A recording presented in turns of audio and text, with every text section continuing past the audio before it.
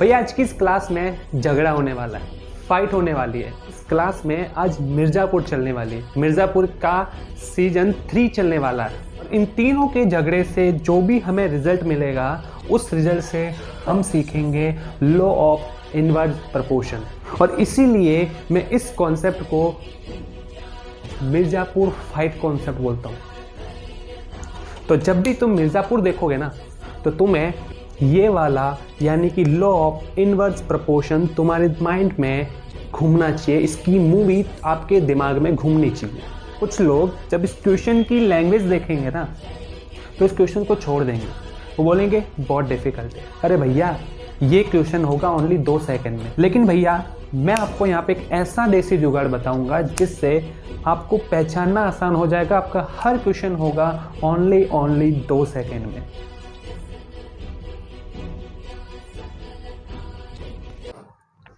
Hello future doctors and future engineers, welcome to all of you the mind physics. आज मैं आपके लिए some basic concept of chemistry का lecture number 5 लेकर आया हूं। भैया आज की इस क्लास में झगड़ा होने वाला है, फाइट होने वाली है और वो फाइट होगी 3 लोगों के बीच। कौन कौन है? एक गुड्डू भैया, मुन्ना भैया और कालिन भैया। ये कैरेक्टर कहीं सुने सुने। मिर्ज़ापुर, इसका मतलब कुछ लोग सोच रहे होंगे कि इस क्लास में आज मिर्ज़ापुर चलने वाली है। मिर्ज़ापुर का सीजन 3 चलने वाला है। नहीं बेटा, यहाँ पर कोई मिर्ज़ापुर नहीं चलने वाली। एक्चुअली मैं मिर्ज़ापुर से एक कॉन्सेप्ट समझाने वाला हूँ केमिस्ट्री का, जिसका नाम है लॉ ऑफ इनवर्स प्रपोर्शन। तो चलिए समझते हैं।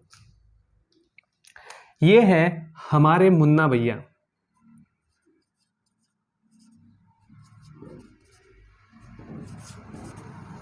और ये है हमारे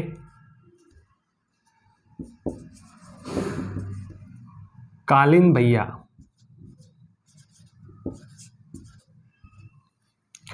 कालिन भैया मुन्ना भैया के पापा, और ये है हमारे गुड्डू भैया।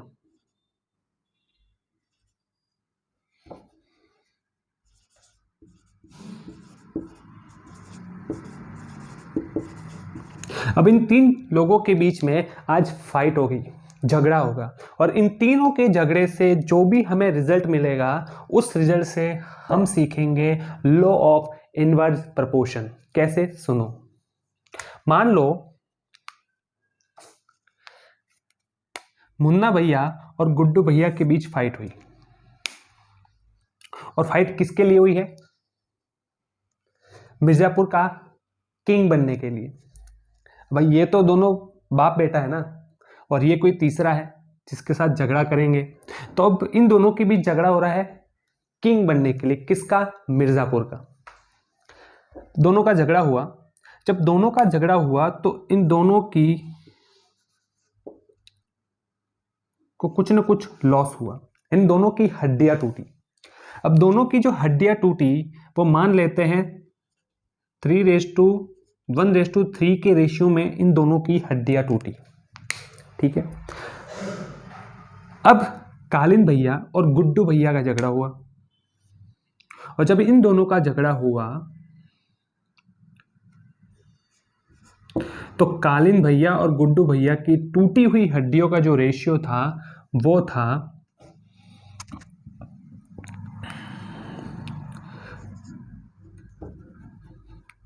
2:3। क्या है? 2:3 है। अब क्या हुआ? कालिन भैया और मुन्ना भैया का झगड़ा हो गया। क्या हो गया? झगड़ा हो गया। जब इन दोनों का झगड़ा हुआ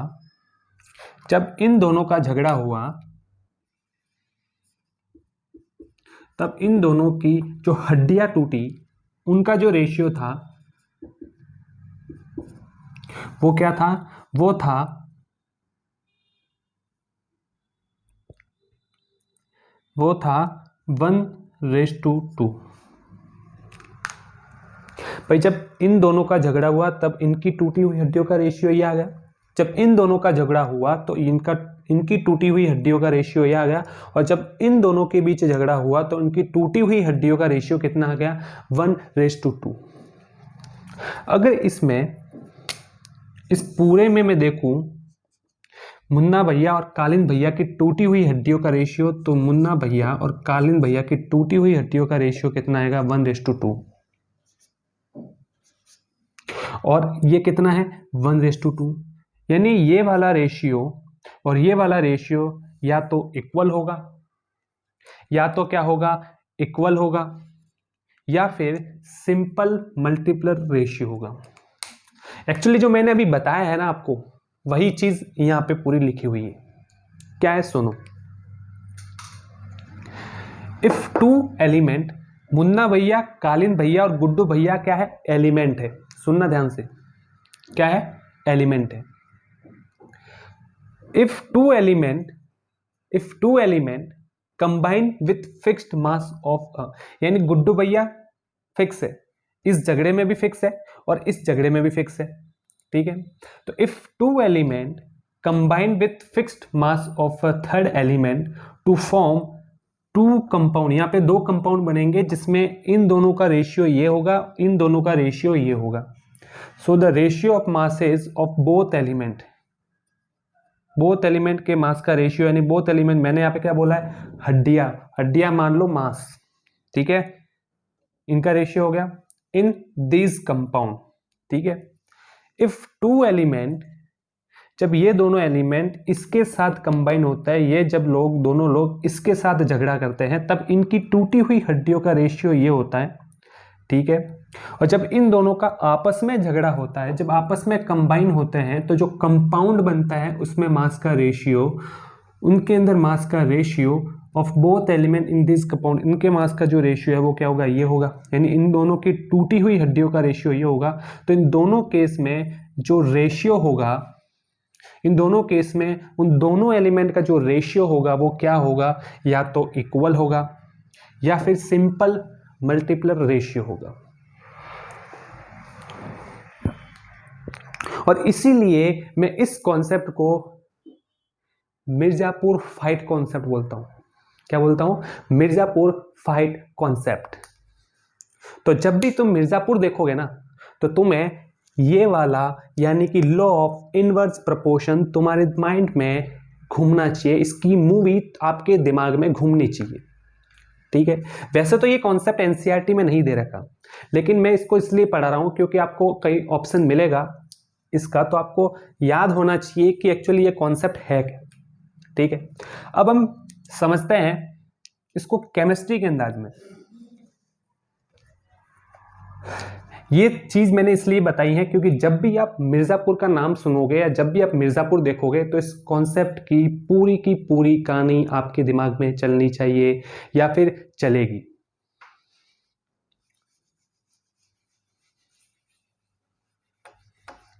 देखो इस कॉन्सेप्ट को मैं थोड़ा और अच्छे से समझाता हूं, सुनो।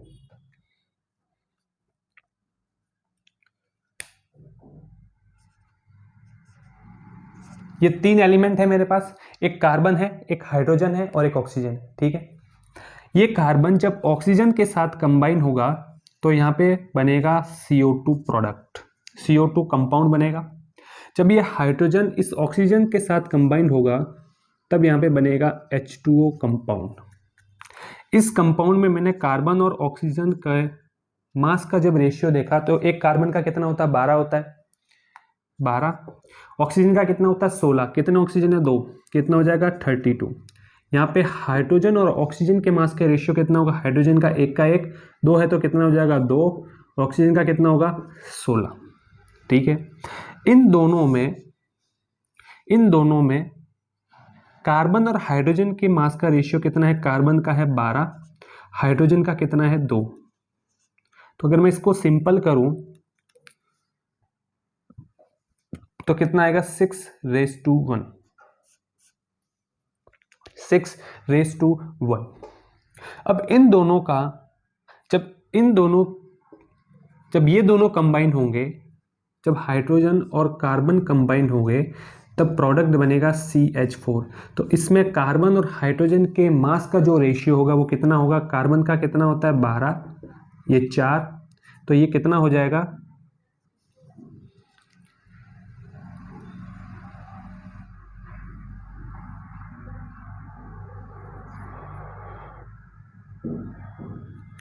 12:4, ये हो जाएगा 4:1:3। Carbon hydrogen carbon hydrogen carbon का CO2 हाइड्रोजन का H2O2 12। ठीक है, ये रेशियो आ गया। अब ये रेशियो जो है या तो इक्वल हो सकता है या फिर मल्टीपलर रेशियो हो सकता है। मल्टीपलर कैसे? जैसे ये 3:1 है तो ये कितना है? 3:1:1 यही तो हुआ 3:1, जो किसका है? 2 का मल्टीपलर है। If two element combine with fixed mass of third element to form two compound, so the ratio of masses of both element in these compound कितना है? ये है। If two element combine to form a compound, so the ratio of masses of जो combine होने वाले जो दो element है उनके मास का रेशियो क्या होगा? ये होगा। और ये दोनों कंडीशन में जो भी रेशियो होगा या तो वो इक्वल होगा या फिर सिंपल मल्टीपलर रेशियो होगा। बस यही है इसकी कहानी। एक और चीज, ये जो कॉन्सेप्ट है ये आइसोटॉप में नहीं लगता, आइसोटॉप्स में नहीं लगता। अब हम इसके एग्जाम्पल देखते हैं, कुछ न्यूमेरिकल्स देखते हैं जिससे आपको इस कॉन्सेप्ट को और ज्यादा समझने में हेल्प होगी। देखो, आपके सामने 2 क्वेश्चन है, ठीक है। अब इस क्वेश्चन को मुझे सॉल्व करना है। कुछ लोग जब इस क्वेश्चन की लैंग्वेज देखेंगे ना तो इस क्वेश्चन को छोड़ देंगे, वो बोलेंगे बहुत डिफिकल्ट है। अरे भैया, ये क्वेश्चन होगा ओनली 2 सेकंड में, कैसे देखना है अभी दिखाता हूं। उससे पहले हम इस क्वेश्चन को करते हैं। क्वेश्चन ये है कि which of the following represents the rule of reciprocal proportion, यानी ये हमें पूछ रहा है लॉ ऑफ इनवर्स प्रोपोर्शन कौन सा सेट फॉलो कर रहा है, ठीक है। लेकिन भैया मैं आपको यहाँ पे एक ऐसा देसी जुगाड़ बताऊंगा जिससे आपको पहचानना आसान हो जाएगा। आपका हर क्वेश्चन होगा ओनली 2 सेकेंड में। क्या है हमारा देसी जुगाड़? सुनो। अगर if 3 elements combine to form 3 compound, अगर कहीं 3 एलिमेंट मिलकर के 3 कंपाउंड बनाते हुए दिखे तो भैया बोल देना वहां पे रेसिप्रोकल प्रोपोर्शन। सॉल्व मत करना, पेन मत चलाना, डायरेक्ट बोल देना लॉ ऑफ रेसिप्रोकल प्रोपोर्शन। यहाँ पे कितने एलिमेंट है? एक कार्बन है, एक हाइड्रोजन है, यहाँ कार्बन हाइड्रोजन है और ये कार्बन सल्फर है। एक कार्बन है, एक ऑक्सीजन है, एक हाइड्रोजन है और एक सल्फर है। 4 एलिमेंट हुए, कहानी खत्म, नहीं चलेगा। यहाँ पे क्या क्या है? सोडियम है, क्लोरीन है, हाइड्रोजन है, सोडियम है, क्लोरीन है, हाइड्रोजन है, 3 है और 3 है उसके साथ 3 कंपाउंड भी बन रहा है। इसका मतलब इसमें लगेगा लॉ ऑफ रेसिप्रोकल प्रोपोर्शन। इसमें तो लगेगा ही नहीं क्योंकि ये क्या है? आइसोटॉप्स आ गए, इसमें नहीं लगेगा। इसमें देखो नाइट्रोजन है और ऑक्सीजन है, नाइट्रोजन है ऑक्सीजन है, 2 ही एलिमेंट है। जब 2 ही एलिमेंट हो, इसमें बताओ मुझे कौन सा नियम लगेगा? इस वाले सेट में कौन सा लॉ लगेगा वो मुझे बता दो आप। इसमें भैया लगेगा लॉ ऑफ कांस्टेंट, सॉरी, इसमें लगेगा लॉ ऑफ मल्टीपल प्रोपोर्शन। क्या था? अगर 2 एलिमेंट हो उससे 2 या 2 से ज्यादा कंपाउंड बनते हो तो वहां लगता है मल्टीपल प्रोपोर्शन। तो ये यही तो लग रहा है, 2 एलिमेंट है, 2 से ज्यादा कंपाउंड है, क्या लगेगा यहाँ पे? इस वाले सेट में है लॉ ऑफ मल्टीपल प्रोपोर्शन। ये हो गया क्वेश्चन। इससे देखो, SO2 gas was prepared by तीन तरीके से हम SO2 गैस को बना रहे हैं। पहला है बर्निंग सल्फर इन ऑक्सीजन। इस वाले पार्ट को मैं मिटा रहा हूं, जल्दी से नोट कर दो।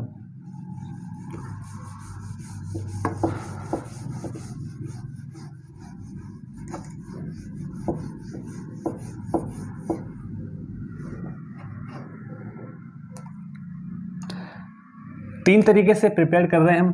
पहला तरीका है बर्निंग सल्फर। सल्फर को हम ऑक्सीजन की प्रेजेंस में जला रहे हैं, तब SO2 गैस बन रही है। सेकेंड क्या है, रिएक्टिंग सोडियम सल्फेट यानी कि Na2SO3 जो है विथ डाइल्यूट H2SO4। जब ये डाइल्यूट H2SO4 के साथ रिएक्ट होगा तो बनेगा Na2SO4 प्लस। अब ये कुछ रिएक्शंस है जो इनऑर्गेनिक में आपको मिलेगी, जिन्हें डायरेक्ट याद रखना पड़ता है, ठीक है। Na2SO4 plus H2SO3। अब ये H2SO3 जो है वापस आगे डिवाइड होता है, आगे टूट जाता है, बिखर जाता है, किसमें, H2O और SO2 में। थर्ड है heating copper with concentrate H2O। ये कॉपर है और ये कंसंट्रेट H2O है, तो यहाँ पे जो है वो कॉपर सल्फेट और साथ में SO2 गैस निकलती है। अब भैया SO2 गैस निकल रही है सब में, और आगे बोला है it was found at in each case sulphur and oxygen combined in the ratio 1:1, यानी जितना सल्फर काम में आ रहा है उतना का उतना ऑक्सीजन भी काम में आ रहा है। वो तो यहाँ से पता लग ही जाएगा। सल्फर कितना होता है 32, एक ऑक्सीजन का 16, दो का कितना 32, 1:1 ही तो है। The data illustrate the law of, यानी कौन से लॉ, जो कौन सा लॉ है ये डेटा को रिप्रेजेंट करता है। पहला दे रखा है कंजर्वेशन ऑफ मास। हम अपना देसी जुगाड़ लगाने वाले हैं। कंजर्वेशन ऑफ मास तब होता है जब इसमें कहीं ना कहीं ग्राम की बात होती है, कहीं ना कहीं मास की बात होती है। मास की बात हुई नहीं, मतलब ये नहीं लगेगा। अब कुछ लोग सोच रहे होंगे कि भैया आज का जो लेक्चर है वो लॉ ऑफ रेसिप्रोकल प्रोपोर्शन है, इसका मतलब ये आंसर होगा। नहीं, आंसर इसका कुछ दूसरा है। ये तो तब होता ना जब तीन एलिमेंट से तीन कंपाउंड बनते, एलिमेंट से तीन कंपाउंड बनते। भैया ऐसा तो कुछ हुआ ही नहीं। यहाँ पे तो दो एलिमेंट से एक ही कंपाउंड बन रहा है, और वो तरीका कहाँ पे बताया था मैंने, डेफिनेट प्रोपोर्शन, कांस्टेंट प्रोपोर्शन। यानी हमारा आंसर क्या है, थर्ड है।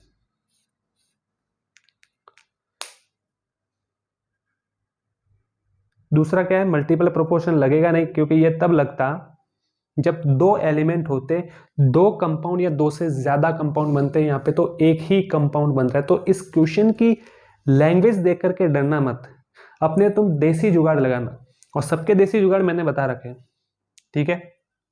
तो बस इसी टाइप के क्वेश्चंस आते हैं। आज के लिए इतना ही, मिलते हैं नेक्स्ट क्लास में, तब तक पढ़ते रहिए। All the best.